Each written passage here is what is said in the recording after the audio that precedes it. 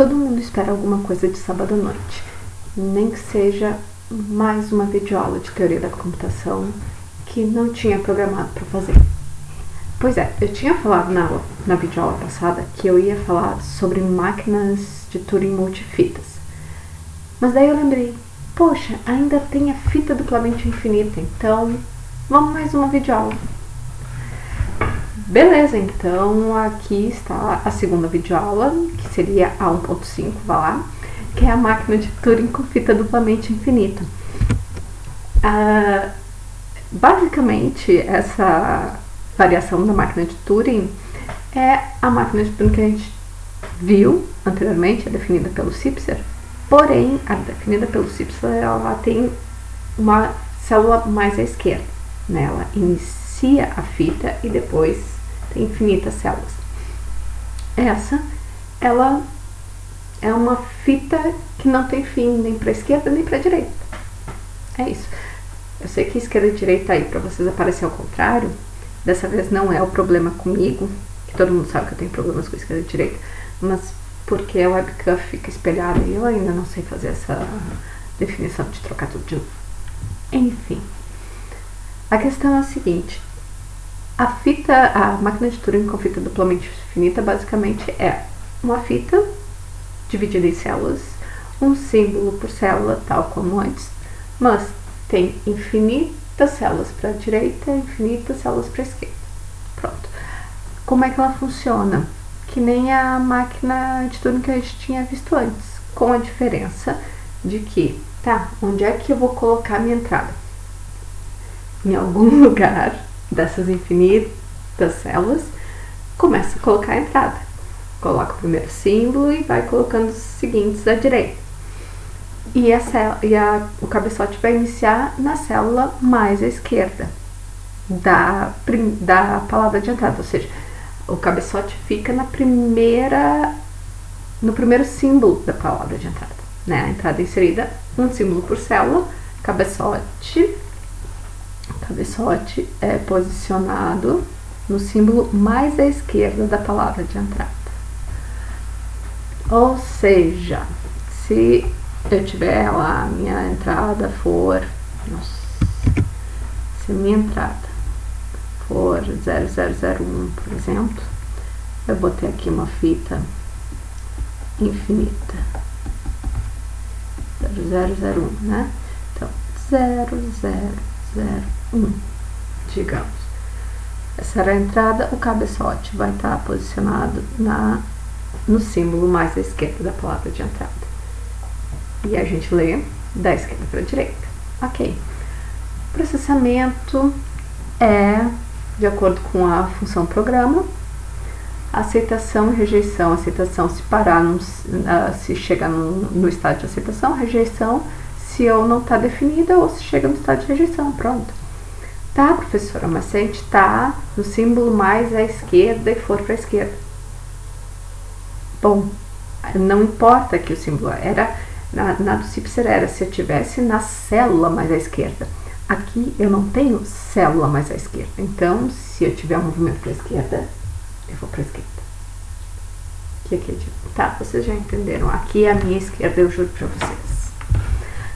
Então tá, a gente precisa basicamente provar que a classe de máquinas de Turing com fita duplamente infinita é equivalente à classe das máquinas de Turing, essa que o Sipser definiu com a fita semi-infinita, que aliás um pessoal já detesta devido aos exercícios que a gente fez.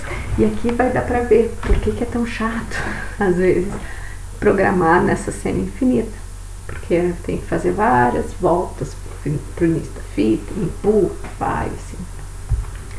Vamos lá. Mesma técnica, tá? Da aula passada.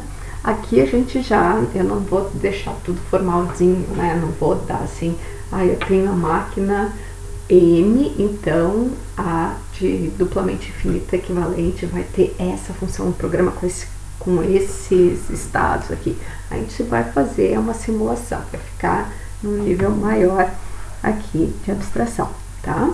Mas se eu tiver, o que eu preciso provar? Se eu tiver uma máquina de Turing com fita semi-infinita, eu vou ter uma com fita duplamente infinita, que eu vou chamar de IM, que vai simular M, ou seja, reconhece a mesma linguagem. E, né, que é sempre importante, são duas coisas a serem provadas. Se eu tiver uma máquina com fita duplamente infinita, que eu chamei aqui de I, então eu consigo construir uma máquina de Turing com fita semi-infinita, que conhece a mesma linguagem, que simula I. Tá? Ok, antes de mostrar de fato a prova, vamos pensar, vou colocar aqui assim. Tá, então, se eu tiver uma máquina de Turing com fita, deixa eu colocar aqui em preto, com fita semi-infinita, então essa fita aqui que começa em algum lugar do CIPSER, né? Assim, tem a minha máquina M aqui, que é uma máquina com fita semi-infinita, e eu quero processar o que M processa, só que em uma fita infinita para os dois lados. Tá? O que eu preciso fazer para simular nessa IM aqui o comportamento de M? O que difere uma da outra? Em M, como eu tenho essa primeira célula aqui, a gente sabe que a máquina de Turing com fita semi-infinita, quando está com cabeçote na primeira célula e tem na função programa indicando que deve ir para a esquerda, ela fica no mesmo lugar. Na máquina de Turing com fita duplamente infinita, sempre que eu disser vai para a esquerda, ela vai para a esquerda, porque ela pode continuar indo para a esquerda. Então, esse comportamento a gente vai ter que simular.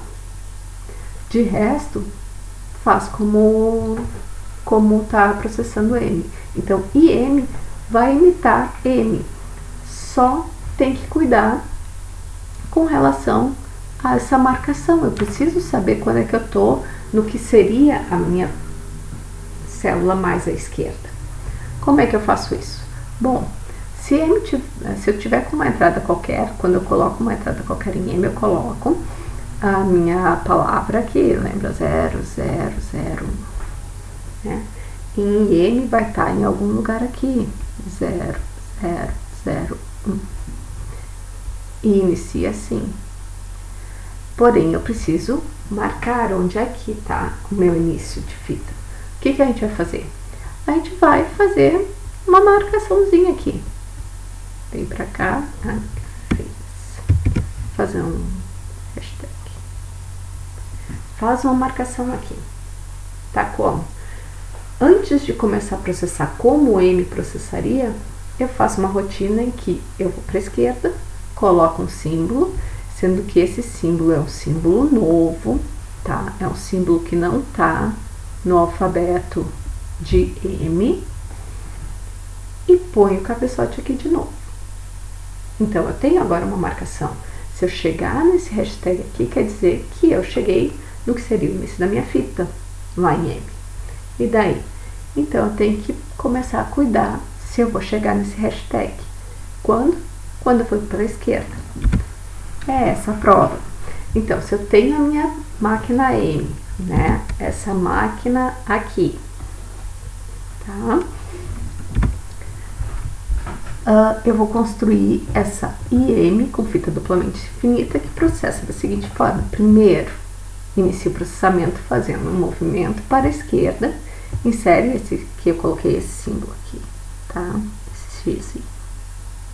Tá? É um símbolo que não está aqui, não está em gama de M. E retorno à direita. E vou processar a função programa, essa função programa normalmente. Função programa da máquina com fita semi-infinita. Toda vez que eu executar uma transição que vai para a esquerda, logo que eu fiz, vai para a esquerda, vou para a esquerda. antes de pegar a próxima transição, eu vou verificar se o símbolo que eu tô é o meu símbolo de marcação de início de fita, que aqui nesse caso eu tinha colocado com esse xizinho aqui, e aqui no símbolo anterior eu tinha feito um hashtag. Enfim, é um símbolo que não estava no alfabeto da máquina original. Caso for, eu mantenho o símbolo que eu tenho e faço um movimento para a direita, que é isso aqui que eu tinha dito. Vim para cá, vi, cheguei no início, volto para cá. É como se eu tivesse mantido o zero aqui. E então, mantenho depois o processamento da função programa original. E pronto. Está simulando tudo o que a máquina com fita semi-infinita faz. Fizemos um lado, faz o outro.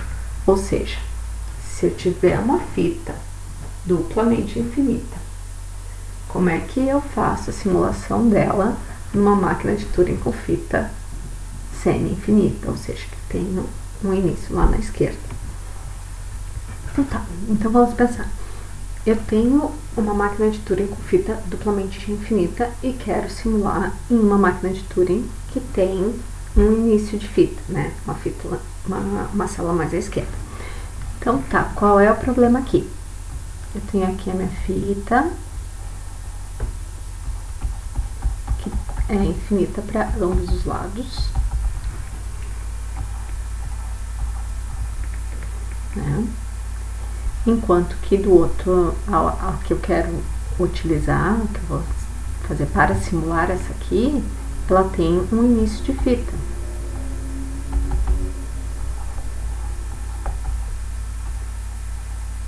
Certo? Então, qual é o problema? Na máquina com fita duplamente infinita, toda vez que for para a esquerda, eu posso continuar indo para a esquerda, né? E eu vou ler lá os infinitos brancos. Aqui na máquina com fita semi-infinita, se eu tiver no primeiro símbolo, na primeira célula, na célula mais à esquerda, e mandar ir para a esquerda, eu fico na mesma célula. Então, de alguma forma, o que eu preciso fazer? Eu preciso empurrar todo mundo à direita e inserir um branco.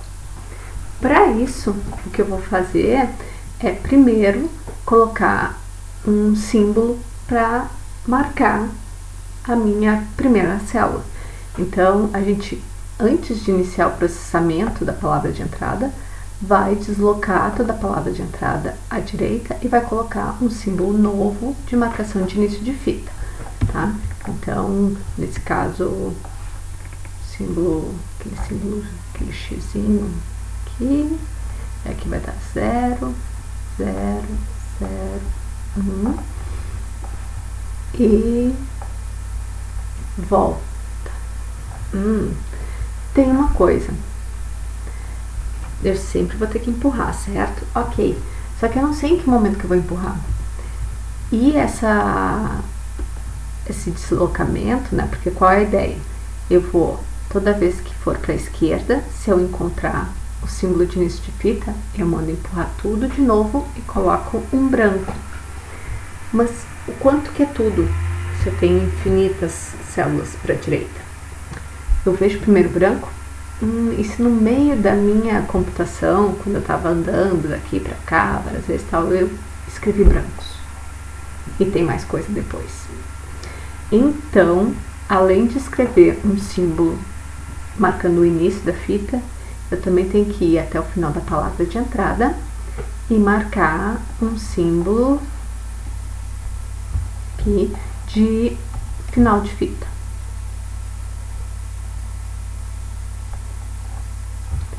Então, eu vou ter um símbolo de início de fita e um símbolo de, a partir daqui eu tenho infinitos brancos. Não é um final de fita, né? É um símbolo de final de configuração, certo? Então, eu tenho que cuidar aqui, porque eu vou ter que fazer essa marcação também. Por quê? Qual é a brincadeira? O processamento daí vai começar nessa configuração, assim, vou ter configuração inicial, vou ter que organizar a minha fita para fazer o meu símbolo de início de fita à esquerda, a palavra de entrada e essa marcação de aqui começam os infinitos brancos à direita. Coloco, posiciono o cabeçote no primeiro símbolo da palavra de entrada e vou fazer o processamento da máquina original aqui. Porém, toda vez que eu for para a esquerda, eu tenho que ver se eu não vou ler o símbolo de início de fita. Se por um acaso eu ler esse símbolo, o que eu tenho que fazer é empurrar todo mundo para lá. Como eu tenho esse símbolo aqui de início dos infinitos brancos, toda vez que eu fizer um movimento para a direita, eu tenho que ver se por um acaso eu vou ler esse símbolo. Se eu ler esse símbolo, o que eu tenho que fazer? Eu tenho que imprimir um branco aqui, passar um para a direita, aqui, opa, uma célula para a direita, escrever o símbolo de marcação de final de configuração, né? E volto um para a direita e eu vou ter o branco aquele dos infinitos brancos que a gente vai. E daí continuo processando, certo? Depois, nisso, eu tenho então a minha simulação, certo? Então, notem que é um pouco que tem uns detalhezinhos técnicos aí, né? Quando eu tiver o fato de eu ter que empurrar todo o meu conteúdo da fita uma célula à direita faz com que eu tenha que marcar também onde é que começam meus infinitos brancos, porque no meio do meu processamento aqui pode acontecer de em algum momento aqui eu escrever branco. Então eu não posso, quando eu vou para a direita, vou empurrando para a direita, achei um branco, parei. Quem disse que eu não tenho lá 3 brancos e depois mais coisa, mais informação, certo? Então, aqui a formalização não, a escrita dessa prova, né? Se eu tenho uma máquina de Turing com fita duplamente infinita aqui, tá? Eu vou construir a minha máquina de Turing com fita semi-infinita que simula essa máquina com fita duplamente infinita.